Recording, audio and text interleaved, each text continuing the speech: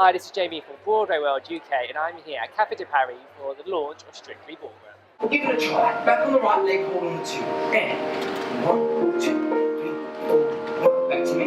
3, 4. Do you know? Not bad. The show was at the West Yorkshire Playhouse, Yep. and then over to Toronto. Yep. Have you had to kind of rework it from that first draft? Yeah, so we've done a lot of work to the show, especially since Leeds. The show is now, it feels like it's almost a brand new production in the way that we've done a lot of work really on the book and on the way that music is used in the show. It's completely from scratch, it's been re-choreographed, and cause we just have a different way into the show now choreographically. There's a whole heap of new costumes. You know, we're lucky that we have some new company members that are really exciting. So I think it's, I would say if you've seen the show before, then you should definitely come again because it'll be unlike what you've seen before. You said earlier on you had a lovely speech about how it was in your childhood and how Strictly was, not necessarily a big part of it, it did kind of inspire you to come on the dance journey. Can you elaborate a little bit more for us? Yeah, so you know, as a kid I was constantly pushing the sofa against the door in the lounge so that nobody could get in while I was, you know, swinging around and dancing, making up my own steps, and I was also at the time starting to do competitive ballroom and Latin work as well as kind of other styles of dance, and I was at the time going through a period when I was more excited about doing my own work, doing my own steps, even like 7, 8 years old.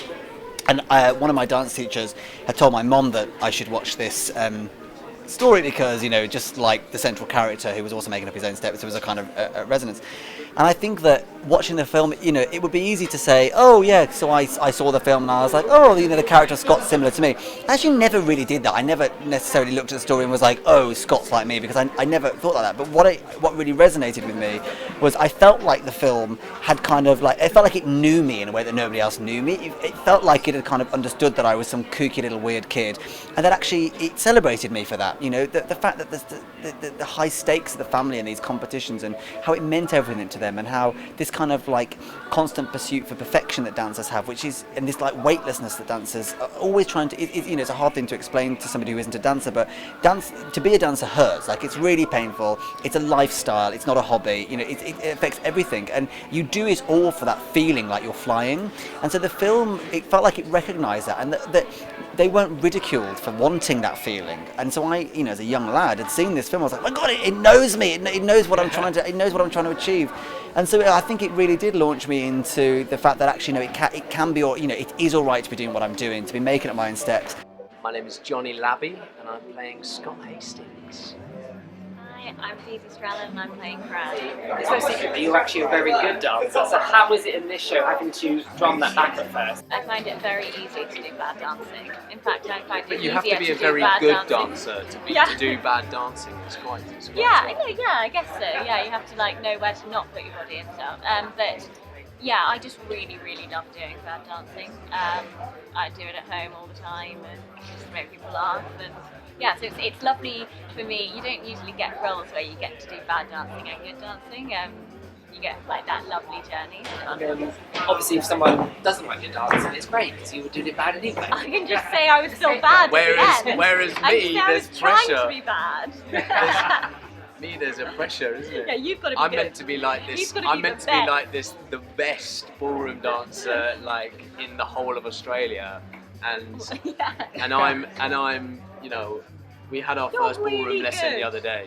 We had our first sort of session the other day. Yeah, he's great. You guys seen, obviously you have seen the film, but were you a big fan? Yes. I actually found out about it because Chrissy auditioned for the tour. So she got the Fran scenes through, Oh, right. and I was reading through as Scott. Oh, how And funny. then I Did you thought, not know the film? huh? Did you not? No. Oh my god. No. I've No. grown up with the film. Have I you? literally Oh, right. have watched the film over and over and over, No. everything, like literally every year of my life. And I just absolutely love it. And I always loved the character of Fran, but always related to her. It's kind of strange and amazing that I'm playing her now. Well, yeah, we watched the film and I was like, Scott would be a really good part. Yeah. And And here we are. And just like you that. put it out there, it will happen. Ring ring. How was the audition process? Well, we were paired. We were actually Like on the from the first, beginning, from the weren't we? very, very start. First dance call, Zizi Yeah. and Jonny get together like, okay. Oh, yeah, yeah. and it went well.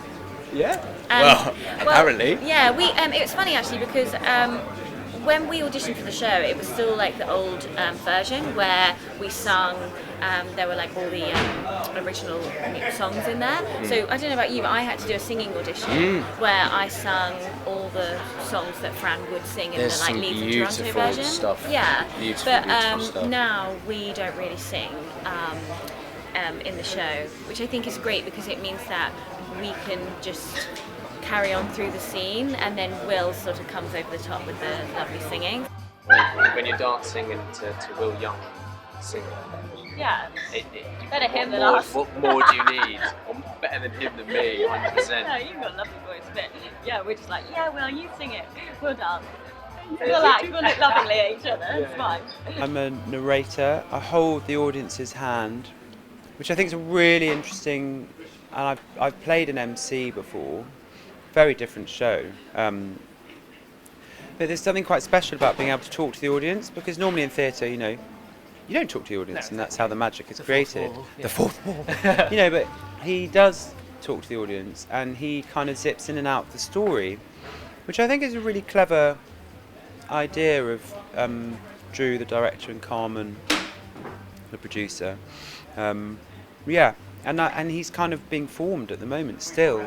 He's also a band leader, so he sings when they're doing the competitions, which is just hysterical. You know, honestly, it's such a funny script. But the people collaborating with it are immense. I mean, you know, Maris de Vries is doing the music, and he's worked on Moulin Rouge with Baz Luhrmann and Catherine Martin, Baz's wife, and Catherine is the producer and the designer of the show. I mean, like, I'm throwing out these names like they're kind of, you know, and they've won Oscars and BAFTAs and Tonys, and Maris just won a Grammy. And so obviously this show is all about the glam, the sparkles. Has it been quite fun to work on, or almost a bit problematic because there's so much colour? No, I think that there is something extraordinarily joyful about the outward expression of ballroom dancing.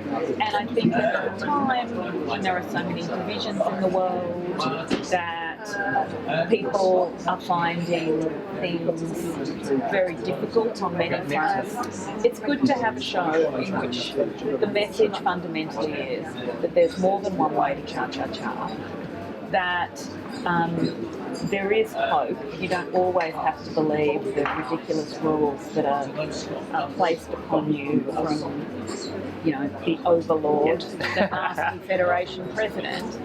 And I think too that we can all come together to celebrate difference and acceptance, and that love comes in many different guises, and you know, I think a lovely story of artistic triumph over artistic repression, which I think is a very important story to keep telling. So when does the show open? When can people come and see it? So Strictly Ballroom, which is waltzing into the Piccadilly Theatre, will start previews from the 29th of March, and it will open on the 24th of April. So it's a great time for people to be booking.